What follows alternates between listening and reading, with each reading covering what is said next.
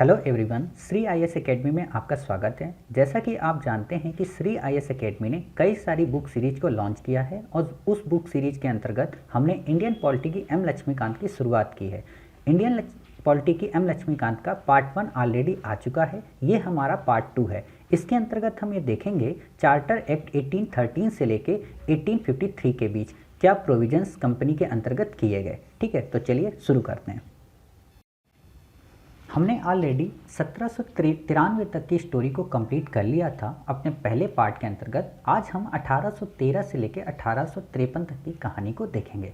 जैसा कि आपको दिख रहा है चार्टर एक्ट 1830, आपने जब लास्ट में पढ़ा था तो आपने देखा था 1793 में ही कंपनी के रेगुलेशन को लेके आया था कि ईस्ट इंडिया कंपनी की मोनोपोली को समाप्त कर दिया जाए। बट उस समय सरकार ने कहा कि अगले 20 वर्ष तक हम कंपनी को मोनोपोली और प्रोवाइड करते हैं। तो 20 वर्ष 1830 के टाइम पीरियड में हो जाते हैं। तो इस तरीके से हम इसके फीचर को देखेंगे कि इसने पहले फीचर में इसकी ट्रेड मोनोपोली को समाप्त कर दिया। कहाँ से? इंडिया से। समझ गए? यानी कि ट्रेड मोनोपोली को समाप्त करने का मतलब ये है कि अब ईस्ट इंडिया कंपनी के अलावा अन्य भी जो ब्रिटिश व्यापारी हैं वो भारत में अपना व्यापार कर सकते हैं, open to all British merchants. Clear? लेकिन एक इम्पॉर्टेंट बात यह है कि इसने अभी भी दो जगह पे कंपनी की मोनोपोली को बनाए रखा। कहाँ कहाँ? एक चाय के व्यापार में और दूसरा चीन के साथ व्यापार। अब यहाँ पे कुछ बच्चे कंफ्यूज हो जाते हैं कि चाय और चीनी, तो चाय और चीनी नहीं, चाय के साथ व्यापार और चीन के साथ व्यापार। यानी कि जो चाय का जो एरिया होगा, चाय जो सेक्टर होगा, उस सेक्टर में केवल कंपनी ही अभी मोनोपोली करेगी और चाइना के साथ भी जो ट्रेड होगा उसमें कंपनी की मोनोपोली रहेगी। बाकी आप ईस्ट इंडिया के एरिया के अंतर्गत जितने भी क्षेत्र है वहाँ पर कोई भी व्यापारी व्यापार कर सकता है। क्लियर? दूसरा है it asserted the sovereignty of the British crown over the company territories of India. यानी कि इसने भारत में कंपनी शासित क्षेत्रों पर ब्रिटेन की राजा की प्रभुता को प्रकट व स्थापित किया। क्लियर? तीसरा पॉइंट है it allowed the Christian missionaries to come to the India for the purpose of enlightening the people. इसने क्या किया कि क्रिश्चियन मिशनरीज को भारत में आने की परमिशन दी। किस लिए? कि वो भारत के लोगों को प्रबुद्ध कर सके। कहने का मतलब एक तरीके का आप यही कह सकते हो कि ये उनको प्रबुद्ध करने आए थे जो ऑलरेडी प्रबुद्ध थे। ठीक, लेकिन कंपनी तो कंपनी है। और एक बात और बताऊं, 1813 में जब हम मॉडर्न इंडिया कंप्लीट करेंगे तो इसका एक बैक में जो उद्देश्य था वो ये भी था कि जब ये लोग भारतीयों को इनलाइटेंड करेंगे तो भारतीय लोग क्या हो जाएंगे? ब्रिटेन की तरह वो अपने कल्चर को सर्व करेंगे और वो ब्रिटेन के प्रोडक्ट को ही खरीदेंगे। कहने का मतलब इस तीसरी जो पर्पस था इसमें बेसिकली बिजनेस का उद्देश्य निहित था, बिजनेस के प्रॉफिट का उद्देश्य निहित था। वो हम जब मॉडर्न इंडिया पढ़ेंगे तो और डिटेल से पढ़ेंगे। ठीक, आगे देखते हैं इसके क्या प्रोविजन थे। आगे था it provided for spread of western education among the inhabitants of the British territories in India. कहने का मतलब पश्चिमी शिक्षा का प्रचार किया जाए ब्रिटिश टेरिटरीज और इन इंडिया के अंदर। इसका भी वही उद्देश्य था कि जब एजुकेशन वेस्टर्न होगी, जब कल्चर वेस्टर्न होगा तो लोग प्रोडक्ट्स भी वेस्टर्न ही परचेज करेंगे। क्लियर? फिर है it authorize the local governments in India to impose taxes on person, they could also punish the person not paying tax. कहने का मतलब इसने किसको एम्पावर किया? स्थानीय सरकारों को एम्पावर किया। किस लिए? कि आप लोगों को के ऊपर टैक्स लगाओ और जो लोग टैक्स न दें आप उनको पनिश भी करो। ठीक, इसमें यह भी कहा गया कि जो चाय और चीन के साथ जो व्यापार है उसको अगले 20 वर्ष तक और हम एक्सटेंड करेंगे और पूरी तरह से जो मोनोपोली है वो कब समाप्त हुई? पूरी तरह से जो मोनोपोली है कंपनी की वो 1833 के एक्ट में समाप्त हुई।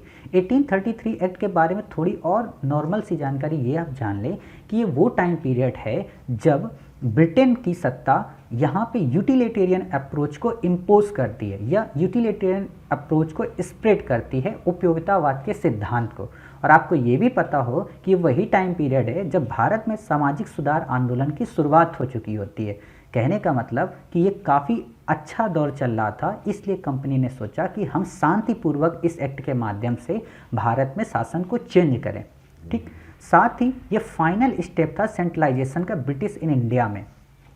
इसने केंद्रीकरण को एक उच्च अवस्था में पहुंचा दिया। जो केंद्रीकरण 1773 के अधिनियम से शुरू हुआ वो अब अपने टॉप पीक पे चला गया। और आप देखोगे जब 1858 का अधिनियम आता है तो ये सेंट्रलाइजेशन को बदलकर डिसेंट्रलाइजेशन कर दिया जाता है। अब सेंट्रलाइजेशन का मतलब ये होता है कि सारी शक्तियाँ जो मद्रास प्रेसिडेंसी के पास थी, जो बॉम्बे प्रेसिडेंसी के पास थी, उनको सेंट्रलाइज कर दिया गया। किसके पास? बंगाल के पास।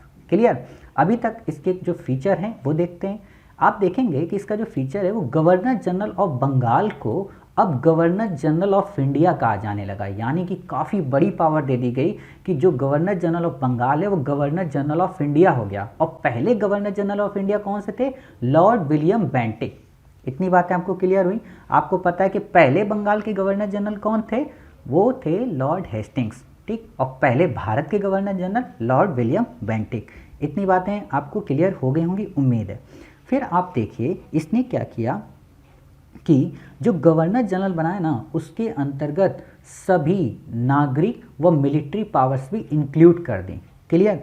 इसने एक काम और किया कि ऐसी सरकार का निर्माण किया जो ब्रिटिश एरिया के, जो ब्रिटिश कब्जे वाले संपूर्ण भारतीय क्षेत्र पर नियंत्रण करेगी। यानी कि पूरे के पूरे इंडिया पे अब एक राजा का या एक गवर्नर का शासन होगा।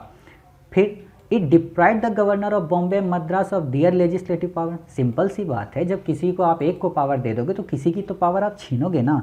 तो इसने मद्रास और बम्बई के गवर्नरों की विधायिका संबंधी जो उनकी पावर होती थी उसको समाप्त कर दिया। कहने का मतलब अब जो कानून बनाया जाएगा वो गवर्नर जनरल ऑफ इंडिया के द्वारा बनाया जाएगा पूरे भारत के लिए। और ये कानून दो तरीके के होंगे। कहने का मतलब जो पहले कानून बनाए गए कानूनों को उनको क्या कहा गया? नियामक कानून। और जो दूसरे कानून बने इस नए कानून के तहत उनको एक्ट या अधिनियम कहा गया। इसीलिए आप देखोगे भारत शासन अधिनियम इसका नाम कहा जाता है। फिर तीसरा point, it ended the activities of the East India Company as a commercial body. कहने का मतलब इसने ईस्ट इंडिया कंपनी की जो व्यापारिक गतिविधि है उसको समाप्त कर दिया और अब वो केवल एक प्रशासनिक निकाय बनकर रह गया। साथ ही it provided that the company territory in India were held it in trust for his majesty. कहने का मतलब अब ये विशुद्ध रूप से प्रशासनिक निकाय बना और इसने कंपनी के अधिकार क्षेत्र वाले जो ब्रिटिश राजशाही एरिया थे ना उसके उत्तराधिकारियों के विश्वास के तहत ही कब्जे में सिर्फ रह गए। चौथा पॉइंट है the Charter Act of 1833 attempted to introduce a system of open competition for selection of civil servants and stated.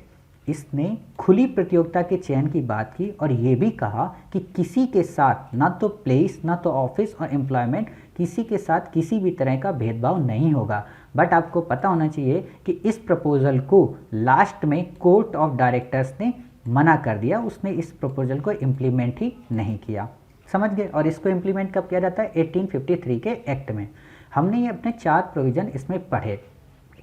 साथ ही आप देखेंगे कि इसने क्या किया, हाँ 4 प्रोविज़न हमने पढ़े इसमें। साथ ही इसने कुछ और प्रोविज़न किए जैसे कि भारत में विधि आयोग का गठन किया गया जो मैकाले की अध्यक्षता में हुआ। इसके अलावा इसने दास प्रथा को समाप्त किया, सती से रिलेटेड कानून बनाए। ये चीज़ें हम मॉडर्न इंडिया में भी पढ़ेंगे। तो अभी बस मैंने आपको सिर्फ जानकारी के लिए चीज़ें बता दी कि विधि आयोग और इसने क्या किया, दास प्रथा को समाप्त किया और सती प्रथा पर कानून बनाया। अगला जो 20 वर्ष के लिए जो एक्सटेंड किया जाता है वो है 1853 का एक्ट। ये काफ़ी मेजर लैंडमार्क था। किस लिए? क्योंकि इसने काफ़ी सारे रिफॉर्म किए जो कि 1833 में रह गए थे। 1833 में क्या रह गया था? मैंने आपको बताया था कि इसने ओपन कंपटीशन इस्टेब्लिश किया कि जो लोग सिविल सर्वेंट्स की तैयारी करते हैं उनके लिए एक खुली प्रतियोगिता का आयोजन किया जाएगा और ये प्रतियोगिता सभी भारतीयों के लिए खोल दी गई। ठीक। और इसके लिए समिति कौन सी बनाई गई? Macaulay committee. आपको याद हो मैकाले आयोग मैंने पढ़ा वो किससे रिलेटेड था? विधि। और ये मैकाले कमेटी है, मैकाले समिति, ये किससे रिलेटेड है? इंडियन सिविल सर्विस के रिफॉर्म से रिलेटेड। क्लियर? फिर इसका पहला फीचर क्या है? इसका पहला फीचर है it separated for the first time the legislative and executive function for of the governor generals council. यानी कि इसने पहली बार गवर्नर जनरल के विधायी एवं प्रशासनिक कार्यों को अलग कर दिया। और क्या किया? इसने 6 नए पार्षद जोड़े। कहाँ पे? लेजिस्लेटिव काउंसिल में। जब इसने 6 नए पार्षद जोड़ दिए तो क्या हुआ कि एक तरीके की इसने नई विधान परिषद का गठन किया। समझ गए? और जिससे हम क्या कहते हैं? मिनी पार्लियामेंट या छोटी सी एक संसद का इसने गठन कर दिया। ठीक, फिर आप देखेंगे इसका तीसरे पॉइंट में है, it extended the company's rule and allowed it to retain the position of Indian territories on trust for the British crown.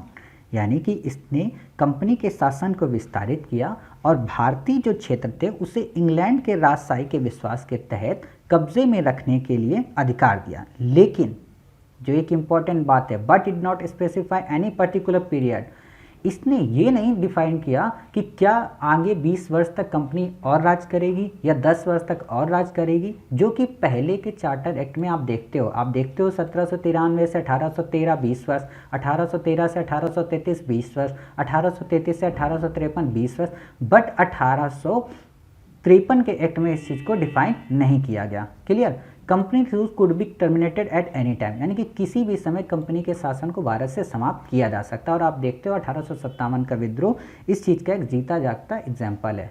Fourth point, it introduce for the first time local representation in the Indian central legislative council of the 6 new legislative members of the Governor General Council. 4 members were appointed by the local provincial government of Madras, Bombay, Bengal and Agra. यानी कि इसने पहली बार भारतीय केंद्रीय विधान परिषद में स्थानीय प्रतिनिधित्व को प्रारंभ किया। गवर्नर जनरल की परिषद में इसने 6 नए सदस्यों में से 4 जो थे सदस्य उनको अपॉइंट किया। किसके तहत? वो 4 अपॉइंटमेंट कहाँ से हुई थी? मद्रास से, बॉम्बे से, बंगाल से और आगरा से। क्लियर। यहाँ से इन 4 लोगों को अपॉइंट किया गया। इस तरीके से हमने ये देखा कि 1853 के कौन कौन से फीचर्स थे। अब हम 1853 के बाद की स्टोरी, जैसा कि आपको पता है कि क्राउन रूल शुरू होता है 1858 में, लेकिन क्राउन रूल ये शुरू क्यों हुआ, इसके क्या कारण थे और किस तरह से जो केंद्रीकरण की प्रोसेस चल रही थी उसे समाप्त कर अब विकेंद्रीकरण अपनाया जाने लगा, इस पूरी कहानी को 1857 के विद्रोह के साथ साथ हम अपने अगले पार्ट में कंप्लीट करने की कोशिश करेंगे। अगला पार्ट जो हमारा होगा उसमें हम 1858 के क्राउन रूल, 1861 के भारत शासन अधिनियम और 1892 तक की कहानी को कवर करने की कोशिश करेंगे। तब तक के लिए अपना ख्याल रखिए और स्वस्थ रहिए।